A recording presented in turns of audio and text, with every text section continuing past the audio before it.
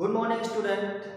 और आज हम लोग पढ़ने जा रहे हैं फिजिक्स 9th में जो हमारा चैप्टर चल रहा था मोशन, इसका पार्ट 3, जिसमें हम पढ़ेंगे कि गति के समीकरण क्या होते हैं। ठीक है, यानी ग्राफीय विधि से गति के समीकरण। तो हम बात करने जा रहे हैं कि ग्राफीय विधि से गति के समीकरण यानी equation of motion by graphical method, यानी ग्राफ की सहायता से हम गति के, न्यूटन ने 3 नियम दिए थे गति के, ठीक है, जिसमें से हम उनके तीनों नियमों को यहाँ पर देखेंगे कौन कौन से नियम होते हैं। ठीक है, और अभी तक हमने चैप्टर के बारे में 2 पार्ट कंप्लीट कर लिए थे, जिसके बारे में आप लोगों को बेसिक से पूरा बताया गया था। और आज मैं यहाँ पर आपको तीनों समीकरणों के बारे में भी अवगत कराता हूँ। तो आइए शुरू करते हैं। जैसे हमारा सबसे पहले हम बात करेंगे कि ग्राफीय विधि से यानी गति के समीकरण क्या होते हैं, यानी गति के समीकरण हैं क्या, मुझे आवश्यकता इनकी क्यों पड़ी। ठीक है, तो हम बात करते हैं कि equation of motion by graphical method. ठीक है, किसी एक समान त्वरण से, त्वरण हमने बताया था कि क्या होता है, वेग परिवर्तन की दर को त्वरण कहते हैं। किसको कहते हैं? वेग परिवर्तन की दर को त्वरण कहते हैं। ठीक है, आप इसको बिल्कुल ध्यान से देखिएगा, वीडियो को बिल्कुल भी स्किप मत कीजिएगा। किसी एक समान त्वरण से गतिमान किसी वस्तु के प्रारंभिक वेग, हमने आपको ये भी बताया था जब मैं पिछली पार्ट 2 जब हमने बताया था आपको, तो हमने इन 2 बिंदुओं के बारे में भी आपको बताया था कि प्रारंभिक होता है प्रारंभिक बिंदु, कैसा प्रारंभिक बिंदु, जिसको हम कैसे से प्रदर्शित करते हैं, u से, और एक होता है अंतिम वेग। ठीक है, अंतिम वेग, इसको हम किससे प्रदर्शित करते हैं, v से, प्रारंभिक वेग और अंतिम वेग। ठीक है बेटा, तो 2 चीजें हमारी। तो कह रहा है किसी एक समान त्वरण से गतिमान किसी वस्तु के प्रारंभिक वेग उसके द्वारा तय की गई दूरी, यानी किसी वस्तु के प्रारंभिक वेग और उसके द्वारा तय की गई दूरी तथा एक निश्चित समय के बाद उसके वेग, यानी वेग कौन सा, जब एक निश्चित समय हो जाएगा, जब कोई वस्तु आगे चली जाएगी वहां से, तो एक हमारा लास्ट में अंतिम वेग आएगा। कह रहा है कि उसके वेग यानी अंतिम वेग वह एक समान त्वरण के मध्य, हमने आपको त्वरण के बारे में भी बताया था, एक समान त्वरण होता है, एक असमान त्वरण होता है। ठीक है, एक तात्क्षणिक त्वरण। तो इस तरीके से कह रहा है वह एक समान त्वरण के मध्य पारस्परिक संबंधों को जिन समीकरण द्वारा व्यक्त किया जाता है उन्हें बेटा क्या कहते हैं, गति के समीकरण कहते हैं। एक बार इसको हम फिर देख लेते हैं। किसी एक समान त्वरण से गतिमान, यानी किसी एक, यानी अगर उसमें किसी भी गतिशील वस्तु में परिवर्तन हो रहा हो, तो किसी वस्तु के प्रारंभिक वेग उसके द्वारा तय की गई दूरी तथा एक निश्चित समय के बाद उसके वेग यानी अंतिम वेग वाले एक समान त्वरण के मध्य पारस्परिक, यानी उनके बीच जो पारस्परिक, यानी जो उनके बीच एक रिलेशन होता है, वो हमारा क्या कहलाता है, समीकरण। उनको हम क्या कहते हैं, गति के समीकरण कहते हैं।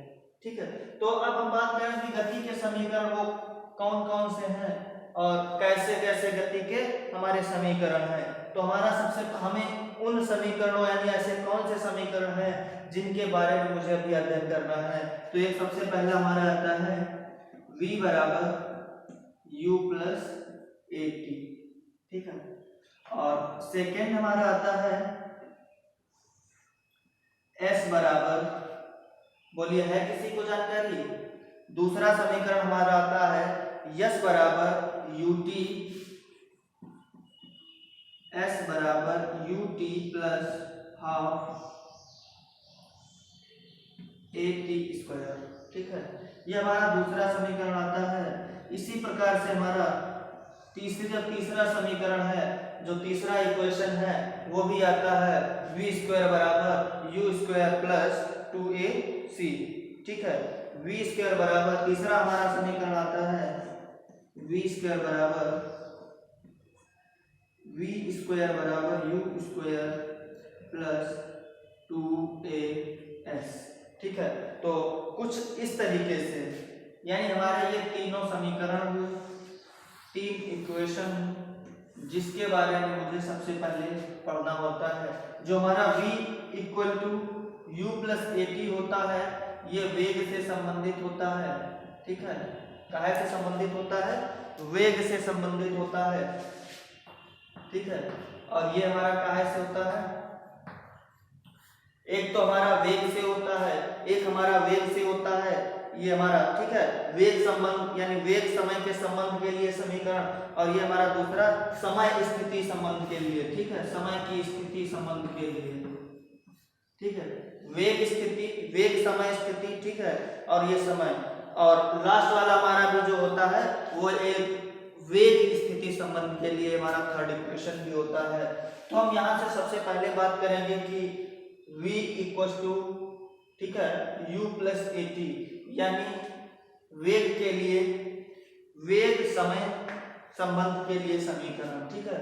आपने इसको लिख लिया होगा, और नहीं लिखा तो आप इसको नोट कर लीजिएगा, ठीक है।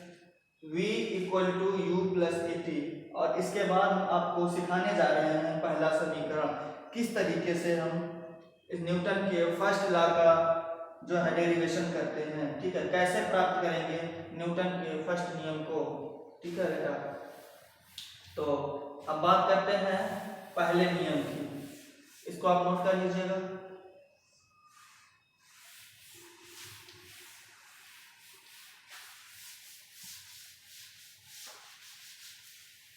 हाँ, तो देखते हैं कि वेग संबंध ग्राफ के, यानी जो पहला हमारा नियम है प्रथम समीकरण, यहां पर लिख देंगे वेग समय संबंध के लिए समीकरण, वेग समय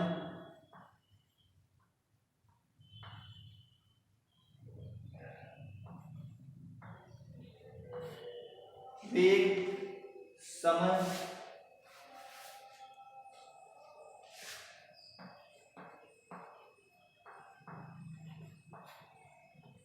संबंध के लिए समीकरण, ठीक है। यहां पे हम डाल लेते हैं प्रथम समीकरण, प्रथम समीकरण, ठीक है। अब आप लोगों को समझ में आ रहा होगा कि हमारा फर्स्ट लॉ क्या कहता है। तो हमारा फर्स्ट लॉ, ठीक है, जो हमारा पहला समीकरण होगा वो एक हम ग्राफ के जरिए यहाँ पर बनाएंगे, ठीक है। देखते हैं, ठीक है, आपने ग्राफ देखा होगा, एक एक्स अक्ष होता है और एक उसमें वाई अक्ष होता है बेटा, ठीक है, कुछ इस तरीके से, ठीक है। ये एक्स अक्ष होता है और ये वाई एक्सिस होता है।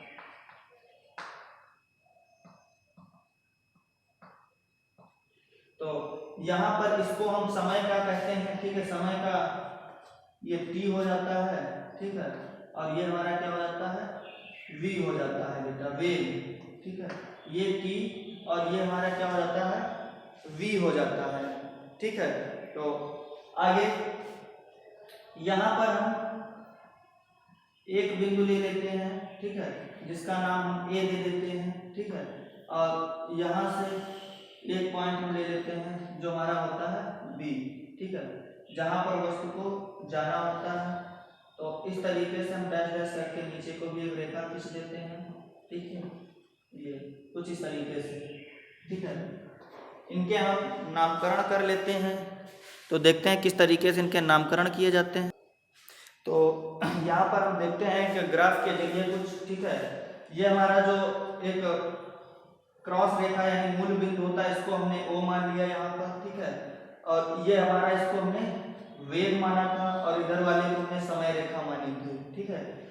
यहाँ से कोई वस्तु A से B तक जाती है, ठीक है, तो हमने इसको A माना और इसको B माना, और ये जो हमारी दो रेखाएं हैं, एक OC और हमारी दूसरी क्या है OD, एक दूसरे के क्या है, पैरेलल है, समांतर है, ठीक है।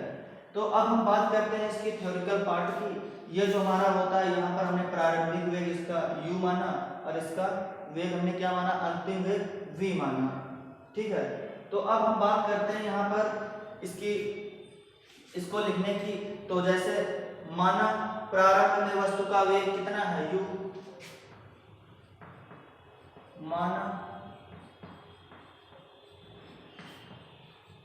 प्रारंभ में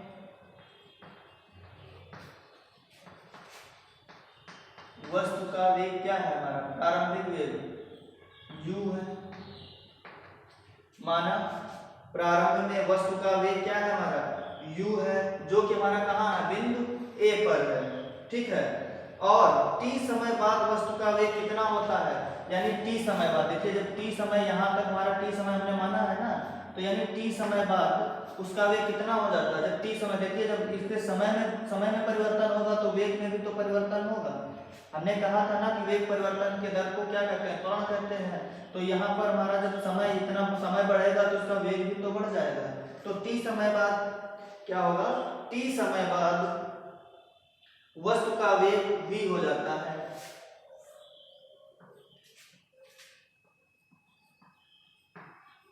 t समय बाद वस्तु का वेग क्या हो जाएगा v हो जाता है, ठीक है। वेग v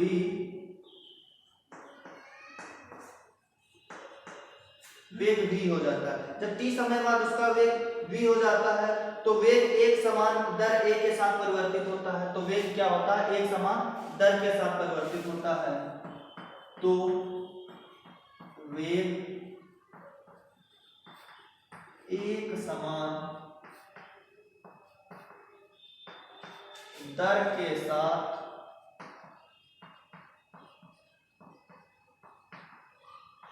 परिवर्तित होता है, ठीक है। यानी हमने बताया था कि वेग परिवर्तन की दर को हम क्या कहते हैं, त्वरण कहते हैं। तो इस तरीके से यानी उसके एक समान त्वरण में भी क्या हो जाएगा, परिवर्तन हो जाएगा। परंतु बिंदु B से, यानी परंतु बिंदु B से, देखिए परंतु बिंदु B से दो लंब है हमारा, एक देखिए BB है और दूसरा क्या है BE है, ठीक है। परंतु बिंदु B से दो लंब BC व BE, परंतु बिंदु, देखिएगा एकदम बिल्कुल इसी से थ्योरी निकाल रहे हैं। बिंदु B से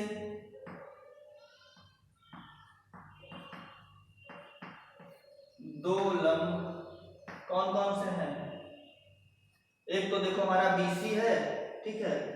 दो लंब BC व BE, देखिए एक ये लंब है यहां से, ठीक है, BC व BE क्रमशः कैसे हैं, देखिए BE व BC कहां पे हैं, क्रमशः समय तथा वेग के अक्षों पर खींचे गए हैं। देखिए ये समय का अक्ष है, वेग क्रमशः BE यानी BC और BC यानी क्रमशः समय और वेग के अक्षों पर खींचे गए हैं, ठीक है। इस तरीके से यानी BC व BE यानी दो हमारे क्या है, दो लंब हैं जो कि हमारे कहां पर खींचे गए हैं, एक x अक्ष पर और दूसरा y अक्ष पर। तो इस प्रकार से हमारा क्या होगा, प्रारंभिक वेग OA द्वारा, इस तरीके से हमारा प्रारंभिक वेग OA द्वारा, तो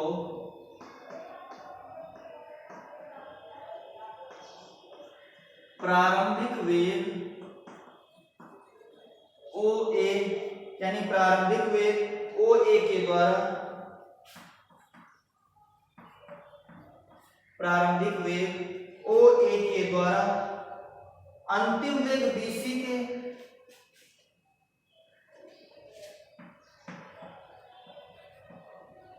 अंतिम वेग BC, देखिए प्रारंभिक वेग हमारा OA, ठीक है, और अंतिम वेग हमारा क्या हो जाएगा BC, ठीक है। प्रारंभिक वेग OA और अंतिम वेग BC के द्वारा समयांतराल T, यानी इनमें समय कितना, इसमें समय का अंतर कितना है, BC में समयांतराल कितना है T, ठीक है भैया। तो इस तरीके से हम यहाँ पर समय ग्राफ के जरिए देखेंगे। देखिए इसके बाद क्या होता है कि BC के समांतर हमने TOC के द्वारा प्रदर्शित है। BC देखिए कहाँ है, ये BC के समांतर जो हमारा दूसरा है BC के समांतर, देखिए BC में समांतराल T जो कि क्या है OC के पैरेलल है, समांतर है, ठीक है। यहाँ पर यानी OC के द्वारा प्रदर्शित है और BD बराबर क्या है BC माइनस CD। BD देखिए BD यानी इसका मान कितना होगा BC माइनस CD, यानी BC और माइनस CD। मान लिया, अब देख लीजिएगा, मान लिया जिसका इसका मान 7 है, ठीक है, इसका मान 7 है और इसका मान 5 है, ठीक है। तो इन दोनों का अगर हम BD का मान निकालेंगे, BD का मान सॉरी, ठीक है, इसका पूरा मान 7 है, ठीक है, और इसका मान पता, तो BD का मान क्या निकालेंगे BC और माइनस DC।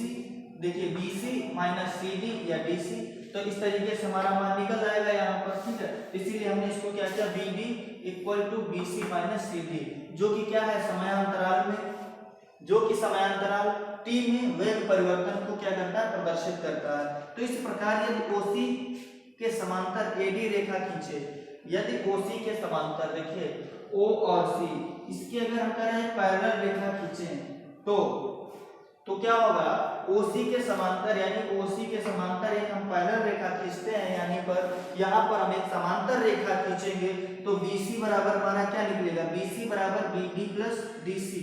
देखिए BC बराबर BD प्लस DC, यानी इसके जब हम पैरेलल खींचेंगे यानी BD प्लस DC, BD और प्लस DC, ठीक है। तो BD प्लस इसको हम देखिए ये जब पैरेलल है इसके तो ये भी तो बराबर होगा यहाँ पर, यानी ये इसके बराबर है तो ये भी तो इसके बराबर होना चाहिए, यानी BD और DC को हम क्या लिख सकते हैं OA, ठीक है। तो यहाँ से हम BD प्लस OA यानी ये क्या है हमारा BC, इसको हम बेटा इक्वेशन नंबर 1 डाल देंगे।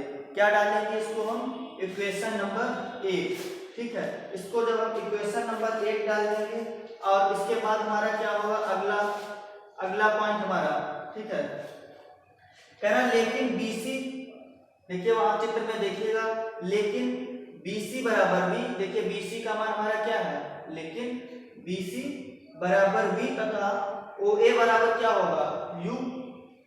देखिए BC बराबर V, ठीक है, वेग में हमने इसको नापा और OA प्रारंभिक वेग था, तो यहां से लिख लेंगे BC बराबर V तथा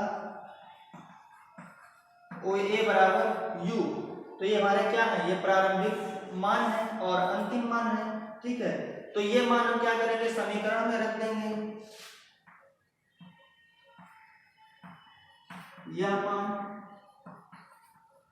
समीकरण 1 में रखने पर, देखिए जब हम समीकरण 1 में इनके मान रख देंगे तो BC का मान क्या है हमारा V, ठीक है, BC का मान क्या है V। देखिए V बराबर BD प्लस OA का मान क्या है बेटा U। तो ये हमारा क्या बन जाएगा इक्वेशन नंबर 1, ठीक है। एक तो हमारा ये कंप्लीट था, जब इसका मान समीकरण 1 में रख देंगे तो यानी V बराबर BD प्लस U, तो BD बराबर क्या आएगा BD बराबर U माइनस V, और ये हमारा क्या बन जाएगा समीकरण नंबर 2, ठीक है। ये हमारा क्या बन जाएगा समीकरण नंबर 2 बन जाएगा, ठीक है।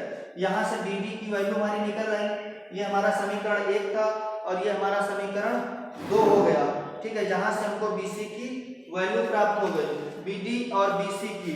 अब यहाँ से हम क्या करते हैं कि वेग समय ग्राफ में वस्तु के त्वरण को व्यक्त किया जाता है, यानी वेग समय जो हमारा वेग और समय का ग्राफ होता है, इसमें क्या होता है कि त्वरण को व्यक्त किया जाता है। जब इसमें त्वरण को व्यक्त किया जाएगा तो त्वरण का फॉर्मूला क्या होता है, त्वरण वेग परिवर्तन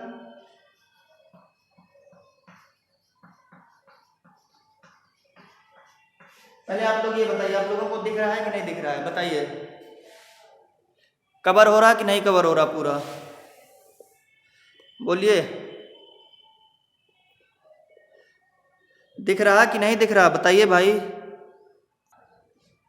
यानी यहाँ से क्या होगा, वेग परिवर्तन यानी वेग में परिवर्तन, और यानी जितना यहाँ से यहाँ वेग बढ़ा और इतने वेग में लिया गया समय, ठीक, वेग में लिया गया समय, ठीक है। तो अब यहाँ से हम बात करेंगे कि वेग में परिवर्तन कितना हुआ, यानी bd, वेग में परिवर्तन कितना हुआ bd, और समय कितना लगा हमारा बताइए, bd अपॉन ad, यानी ये bd परिवर्तन हुआ और समय कितना लगा हमारा, यानी यहाँ से यहाँ तक यानी इतना ही तो हमारा समय लगा, यानी OC जो लगा था वही क्या लगा हमारा AD, तो BD अपॉन AD, ठीक है। और BD को हम क्या कर सकते हैं, BD किसके हमारे पैरेलल जाएगा, यानी BD तो हमारा BD ही रहेगा, ठीक है। और जो हमारा क्या था AD को हम क्या कह सकते हैं OC, क्या कह देंगे OC, ठीक है। अब यहाँ से जब BD और OC के मान पता होगा तो हमको पता था चूंकि क्या, चूंकि OC बराबर क्या है T है बेटा, चूंकि OC देखिए यहाँ से समय के ग्राफ पे हमने OC को क्या माना था T माना था, ठीक है। समय के ग्राफ को हमने OC पर T माना था, जब T हमने माना था तो T का मान रख दिया, ठीक है। तो इस तरीके से हम इस समीकरण में मान रख देंगे, ठीक है। यहाँ पर हम इसका मान रख देंगे, तो A बराबर BD अपॉन A, यानी त्वरण A बराबर BD अपॉन T, A बराबर BD अपॉन T। जब A बराबर BD अपॉन T रख देंगे, ठीक है, A बराबर BD अपॉन T, तो हमारा फार्मूला क्या हो जाएगा, ये BD बराबर क्या बन जाएगा AT बनेगा कि नहीं बनेगा, बोलो भाई, इसका क्रॉस मल्टीप्लाई करा दें, ठीक है। तो BD बराबर क्या होगा AT बनेगा, ये हमारा थर्ड इक्वेशन हो जाएगा, क्या हो जाएगा, देखिए ये हमारा फर्स्ट इक्वेशन था, ये सेकेंड आया, अब वो हमारा कौन सा आया थर्ड इक्वेशन आया। अब इसमें क्या करते हैं हम, समीकरण 2 व 3 से, समीकरण ये दूसरा है और ये हमारा तीसरा है, ठीक है, समीकरण 2 और 3 से, ठीक है, समीकरण 2 और 3 से ऊपर देख लेते हैं, यहाँ पर हम लिखे दे रहे हैं इसको, ठीक है, समीकरण 2 व 3 से। अब देखिए समीकरण 2 व 3 की हम क्या करेंगे, तुलना करवा देंगे, समीकरण 2 व 3 की क्या करेंगे हम तुलना करवा देंगे यहाँ से, ठीक है। तो यहाँ पर हम इक्वेशन नंबर 2 और इक्वेशन नंबर 3 का जो हम यहाँ पर तुलना करवाएंगे, तो यहाँ पर समीकरण 2 व 3 से, ठीक है, समीकरण 2 व 3 से, तो देखिए BD बराबर U माइनस V है और यहाँ पर BD बराबर AT है, तो BD का मान हम AT रख देंगे यहाँ पर, ठीक है, AT इक्वल टू हमारा क्या हो जाएगा U माइनस V, ठीक है। अब यहाँ से हमें इसका प्रथम इक्वेशन यहाँ से प्राप्त हो गया, ठीक है। अब इसको हम उस तरीके से भी लिख सकते हैं, V को इधर ले आए, V बराबर U प्लस क्या हो जाएगा, ठीक है, V बराबर U माइनस AT, ठीक है, V बराबर U माइनस AT, ठीक है, या V बराबर हमारा फार्मूला निकल के आ जाएगा यहाँ से, क्या AT का मान था, AT यहाँ पर रख देंगे, U और माइनस क्या निकल U और V।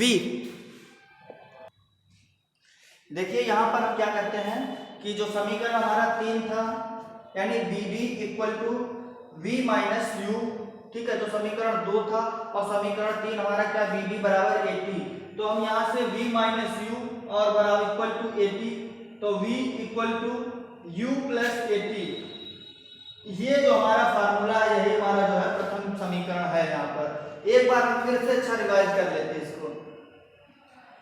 देखिए प्रथम समीकरण, माना प्रारंभ में वस्तु का वेग u, t समय बाद वस्तु का वेग v हो जाता है, ठीक है, तो वेग के समान दर के साथ परिवर्तन होता है, परंतु बिंदु B से दो लंब BC व क्रमशः AC, दो लंब BC और BE हैं क्रमशः समय और वेग के अक्षों पर खींचे गए हैं।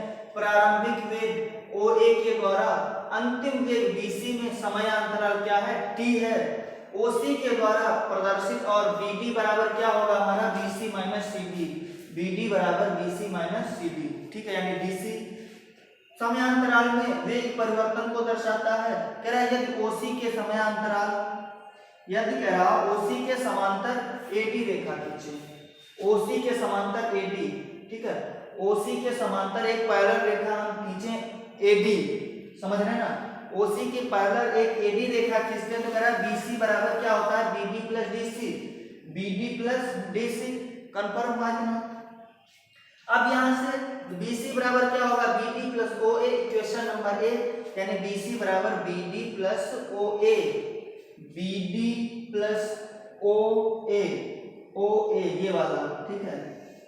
BD प्लस OA, देखिए ये भी जब बराबर होगा तो ये भी बराबर होगा यहाँ पर, तो OA इक्वेशन नंबर 1 बन गया। कह रहा BC बराबर V, BC बराबर क्या है हमारा, V है, ठीक है, अंतिम वेग है। और OA क्या है, OA प्रारंभिक वेग है, ये तो हमारा U हुआ। इस तरीके से हम इसमें मान रख देंगे, BC का मान V रख देते हैं तो BD प्लस U हो जाता है, यानी V बराबर क्या हो जाता है, BD प्लस U, ठीक है। तो BD बराबर, यहाँ पर BD बराबर क्या हमारा निकल के आता है, V माइनस U, ठीक है। तो BD बराबर U माइनस V, ठीक है। और BD बराबर V minus U, V minus U, equation number दूसरा बन जाता है। त्वरण हमारा क्या कहता है कि वेग परिवर्तन, और वेग परिवर्तन में जो हमारा लिया गया समय होता है वो वास्तविकता में क्या कहलाता है, हमारा त्वरण कहलाता है। इसलिए वेग परिवर्तन, वेग में परिवर्तन कितना हुआ, BD हुआ, ये वस्तु यहाँ थी यहाँ पहुंच गई और समय हमारा यहाँ से यहाँ हो गया, तो वेग परिवर्तन हुआ हमारा इतना। और वेग में लिया गया समय हमारा क्या है, AD है, AD यानी OC यानी T है हमारा, तो BD अपॉन AD यानी BD अपॉन OC यानी BD अपॉन T। तो A बराबर T, A बराबर BD अपॉन T, तो BD बराबर क्या होगा, AT। इक्वेशन नंबर 3 हमारा यहाँ से क्लियर हो गया। जब 3 क्लियर होगा तो हम पहले यानी समीकरण 2 और 3 से V बराबर इसका मान रख देंगे दोनों तरफ। इधर था हमारा V माइनस U, ठीक है, इधर हो गया 80, तो V बराबर U प्लस 80। तो इस तरीके से हमारा पहला समीकरण है। अगर आपको कुछ डाउट लग रहा है तो आप कमेंट बॉक्स में जरूर टाइप करें, मैं फिर से आपको उसको रिवाइज करवाऊंगा, ठीक है। इसके बाद जो हमारा दूसरा समीकरण आता है, इसको हम आप लोगों को अगले वीडियो में, इसका अगला पार्ट जो होगा अगला, ठीक है, दूसरा और तीसरा, इन दोनों समीकरणों को मैं अगले पार्ट में जो है क्लियर करता हूं आप लोगों को। तब तक के लिए धन्यवाद। Okay, thank you.